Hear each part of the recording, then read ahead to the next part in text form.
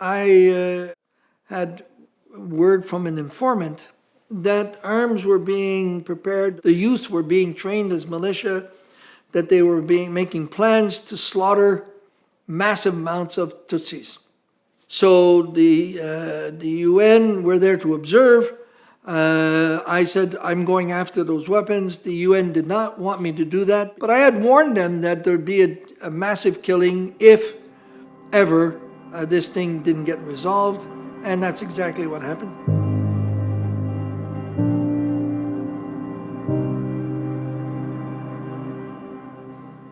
I got a phone call suddenly from the Army commander saying, are you prepared to be deployed if necessary? I've been in command for 2 years. I said, well, yes, of course. He said, you got to go to New York and then you go to Rwanda. Another couple of weeks or so, ended up in Rwanda doing a reconnaissance of a country that had been in a civil war for 3 years. And they finally, after three years of a lot of killing, they'd come to an agreement called the Arusha Peace Agreement. They come and ask the UN for a UN force to observe the implementation of the peace agreement.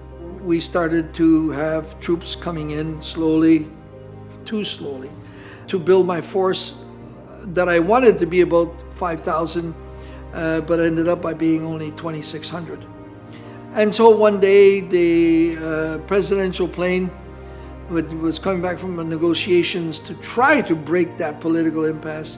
His plane was shot down, he was killed, and the genocide then started. And so for 3 months, they slaughtered about 800,000 people, and we had about 4 million people refugeed and internally displaced in Rwanda. That took years and years and years to reconstitute itself, and it's still ongoing now. But essentially the aim was to get rid of all the Tutsis and that the Hutu majority would be alone to run the country.